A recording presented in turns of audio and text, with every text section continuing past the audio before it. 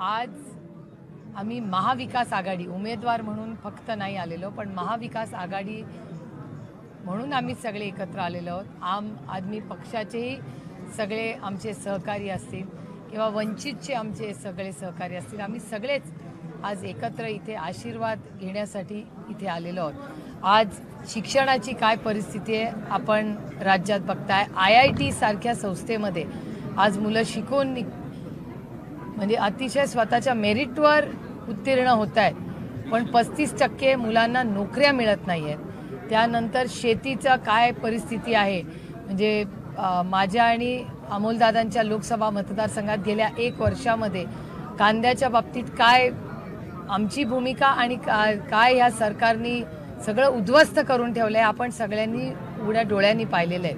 म्हणजे त्यांनी तर इतकं चुकीचं काम केंद्र सरकारने केलं आहे की जेव्हा आम्ही दोघांनी कांद्याच्या भावाबद्दल आणि दुधाच्या भावाबद्दल विषय काढला तेव्हा मला आणि अमोलदादांना आम्ही कुठलंही चुकीचं काम न केलेलं असताना आम्हाला पार्लमेंटमधून 1 दिवसासाठी आम्हाला सांगण्यात आलं की तुम्ही आता बाहेर जाऊन थांबा. आमचं निलंबन करण्यात आलं.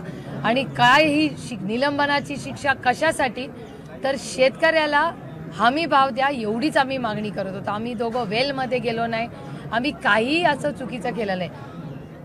त्यामुळे ही दडपशाहीच्या विरोधात आम्ही लढतोय आणि म्हणून या दडपशाहीच्या विरोधात लढण्यासाठी आशीर्वाद घेण्यासाठी आज महाविकास आघाडीचे सगळेच आमचे घटक सहकारी मित्रपक्ष इथे आलेले आहेत.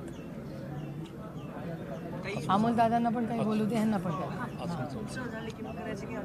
नाही, कसंही घ्या, नेहमी ऑर्डर नाही. 5च मिनिटं आहेत कारण असंच बोला फक्त.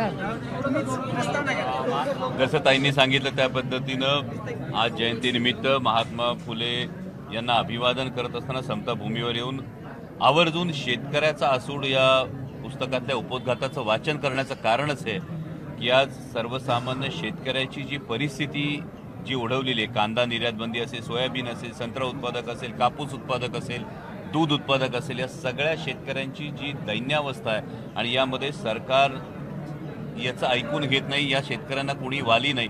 इतकंच कशाला, कृषीप्रधान म्हणवल्या जाणाऱ्या देशाला पूर्णवेळ कृषी मंत्री मध्य प्रदेशच्या निवडणुका झाल्यापासून नसावा, याच्या इतकं दुसरं दुर्दैव कुठलंही नाही. आज सर्वसामान्य कांदा उत्पादक शेतकऱ्याला किलो मागं 30 रुपयाचं नुकसान आहे, दुधाला दर लिटर मागं 10 ते 12 रुपयाचं नुकसान आहे. आणि ह्याचं जर आपण नुकसान जर बघितलं तर केंद्र सरकारमध्ये आणि महायुतीच्या कोणत्याही घटक पक्षाला या संदर्भामध्ये शेतकऱ्यांच्या संदर्भात कुठलाही कळवळा नाही. ही गोष्ट सातत्यानं समोर येते आणि अशावेळी शेतकऱ्याचा आसूड हा राज्यव्यवस्था कोणतीही असो शेतकऱ्याच्या भल्यासाठी हा उगारला गेला पाहिजे, ही आमची भावना आहे. आढळरावांनी टीका करताना शिरूर लोकसभा मतदारसंघावर टीका केली की 5 वर्षे खासदार नसलेला देशातला एकमेव मतदारसंघ म्हणजे शिरूर आहे. 5 वर्ष 5 पक्ष बदलणाऱ्या खासदारांमुळे आमचं शिरूर बदनाम झालं. मला वाटतं कदाचित त्यांच्यासमोर आरसा असेल. मी त्यांना एवढ्याच शुभेच्छा देईन की गेट वेल सून. कारण जर हे सन्माननीय महोदय कांदा निर्यात बंदीविषयी बोलताना दिसले असते, हे सन्माननीय महोदय दूध उत्पादक शेतकऱ्यांविषयी बोलताना दिसले असते तर मला दिलासा वाटला असता. त्यामुळे बेडुकुड्या मारून विनाकारण टीका करणं, मुद्दे नाहीत त्यामुळे फक्त टीका करणं, खोटं बोल रेटून बोल, अशी काहीतरी ही विधानं केली जात आहेत. त्यांचं वय पाहता मी त्यांना फक्त गेट वेल सून एवढ्या शुभेच्छा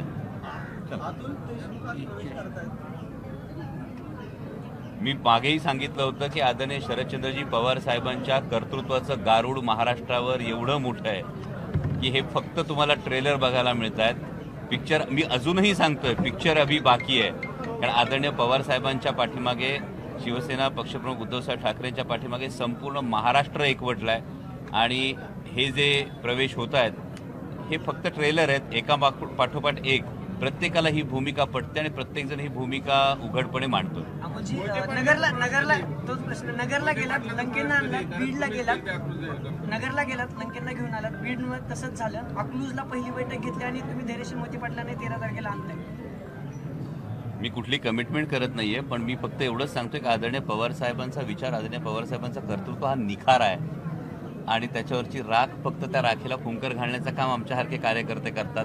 तो निखारा पेटून उठतो आणि या पद्धतीनं अनेक गोष्टी तुम्हाला अजूनही बघायला मिळतील आणि केव्हा या प्रश्नाचं उत्तर मी कायम एकच देतो, वेट अँड वॉच. सर पुढच्या जिल्ह्यात महानाट्य कुठल्या जिल्ह्यात आहे पुढचं? हा? अमोल कोल्हेंचं पुढचं महानाट्य कुठल्या जिल्ह्यात आहे? सध्या राजकीय महानाट्य आहे, त्यानंतर बघू विधानसभेच्या वेळी. तुम्ही काय बोलणार? सासवडला महामेळावा होतोय महायुतीचा, आपल्याच मतदारसंघात तिघही एकत्र येतात. काय त्यांना अतिथी देवो भव, पाहुण्यांचं स्वागत केलंच पाहिजे, ही आपली भारतीय संस्कृती आहे.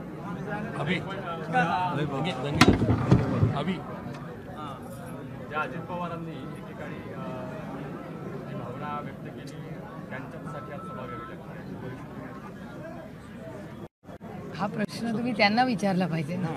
चला चलो थँक्यू. ही दुष्काळामध्ये इतकी व्यस्त आहे कारण का बारामती लोकसभा मतदारसंघात दौंड, इंदापूर, बारामती आणि पुरंदर या भागामध्ये टँकर असतील किंवा आपण शेतीसाठी पाणी नाही, अनेक ठिकाणी पिण्याचं पाणी नाही आहे. आज छावण्यांची अत्यंत गरज आहे आणि त्याच्यामुळे एवढं सगळं असताना आणि या सगळ्या कामात मी इतकी व्यस्त आहे की मला बाकीचं फारसं बघायला वेळ मिळत नाही. ते शेतकऱ्यांचा प्रश्न आहे. काल माढा लोकसभा मतदारसंघात ना चंद्रकांत पाटलांची सभा होती निंबाळकरांच्या प्रचारात. त्या शेतकऱ्यांना प्रश्न विचारल्यावर त्याला मारहाण करण्याचा धक्कादायक प्रकार आला भाजप कार्यकर्त्यांना. हे अतिशय असंवेदनशील सरकार आहे आणि शेतकरी जो शोषित आहे, वंचित आहे, पीडित आहे, कष्ट करणार आहे, या सगळ्यांच्या विरोधात हे सरकार हे तुम्हाला दिसतंय. कामगारांच्या विरोधातले कायदे असतील, तुम्ही बघताय काय नियोजन आहे या सरकारचं. चला थँक्यू. चला थँक्यू. तुम्ही चला. आपण आणि एकत्र जाऊया ना. रमजान एक मिनिट, ईदच्या आता तिथे सर्व भेटणार आहेत मुस्लिम का? बांधवांना रमजान ईदच्या सुद्धा आमच्या सर्वांकडून तिघांच्या शुभेच्छा.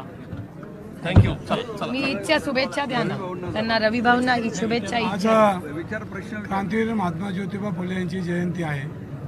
ह्या समता भूमीमधनं शिक्षणाची दारं उघडली गेली. ह्या समता भूमीमध्ये शेतकऱ्यांचा आवाज निघाला. ह्या समता भूमीमध्ये छत्रपती शिवाजी महाराजांची समाधी शोधण्याचं काम केलं. ह्या देशाला आदर्श म्हणून ही समता भूमी आहे. आज त्यांचं जयंती आहे, त्यांना अभिवादन करण्यासाठी आलो.